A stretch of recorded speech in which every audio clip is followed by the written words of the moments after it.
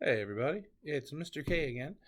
Welcome to week 2 of our online music classes. Okay, this week we're going to do music symbols.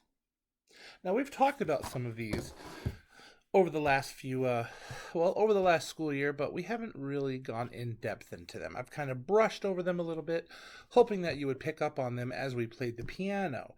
Well, now that we don't have the piano anymore, I think it's probably time that we went a little bit further into all of these. So we're going to start with the basics. The first music symbol we're going to talk about is called the music staff. And we've seen this before. Remember, with all those lines and spaces in it.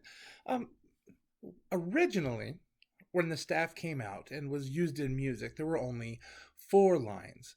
And around 300, no, excuse me, around 400 years ago, a 5th line was added in order to help out with figuring out where the notes were going to be and everything else.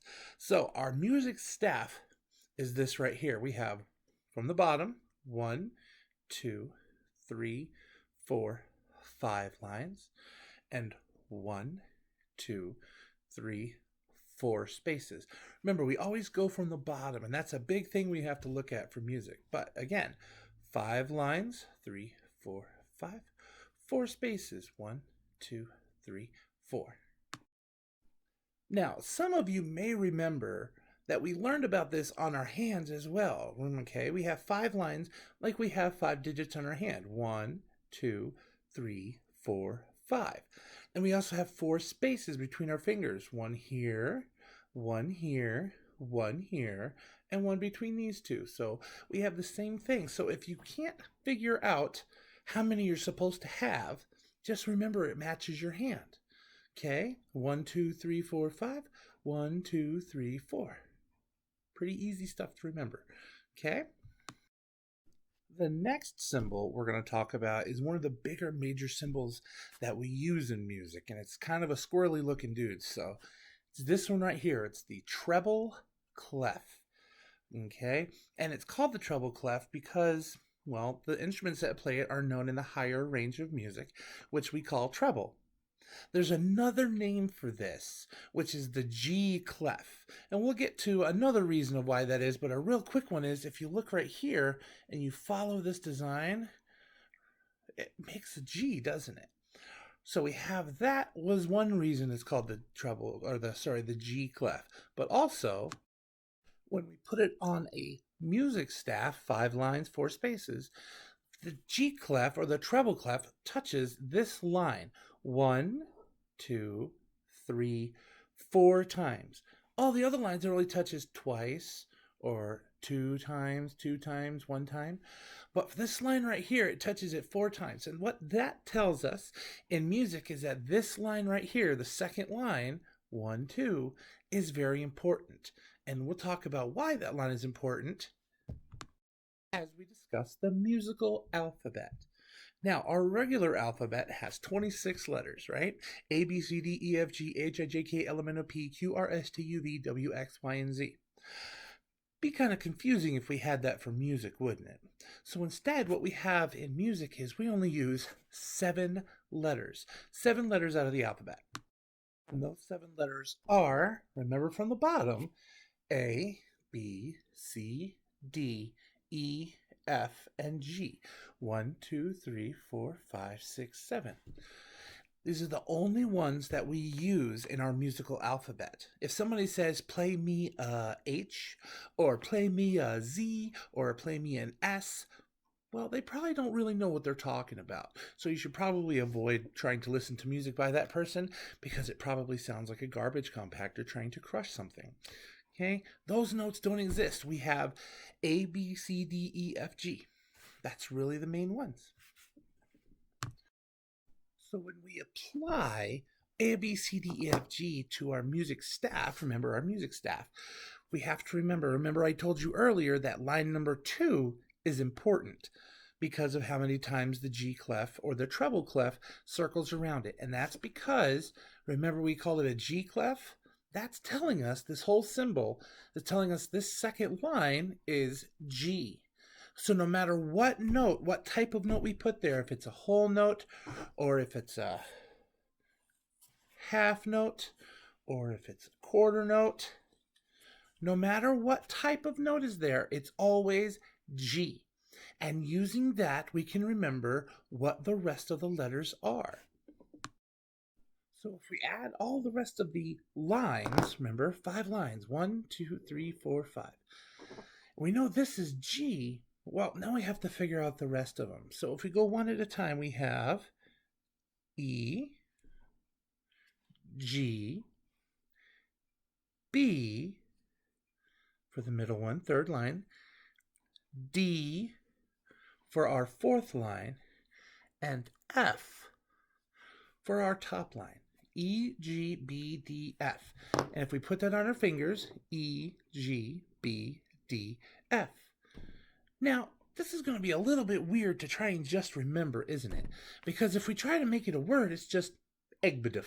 Does that sound like a real word? It doesn't sound like one to me either. So what we do is we substitute in other words. And we've done this in class. We learned every good boy does fine. We learned Elmo goes bonkers during football. We learned Elvis goes bananas during foosball. And my favorite one, every great big dragon flies. As long as you can remember how these letters are on the staff, that's good. That's what we really want. And remember, if you get confused, the G clef tells us where G is. Now, the spaces are a little bit different. Okay, we've learned E, G, B, D, F for our lines. Now we just have to fill in the spaces. And these are pretty easy. Okay, if this is G right here on the second line, well, if we're going down, we have to go backwards. Okay, and what comes before G? This is an F. All right, this line is G, so this would be an A. Very, very good. Right after that in the alphabet. And we know the middle line is B, so our space, third space would be a C, comes after B. We know our fourth line is D, so our top one right here would be an E. Now this one's not going to be so hard to remember because it spells out a word already, doesn't it? F-A-C-E spells face. And I like to say, you guys might remember in class, there's a face in my spaces. 1, 2, 3, 4 spaces. F-A-C-E. And I could put my hand over my face. There's a face in my spaces. Okay. E-G-B-D-F. F-A-C-E. If you can remember those, then you'll remember this clef pretty easily. Remember, second line is G. Everything else is just in the alphabet. Now, the last symbol we're going to talk about is this one. This crazy looking hook guy right here.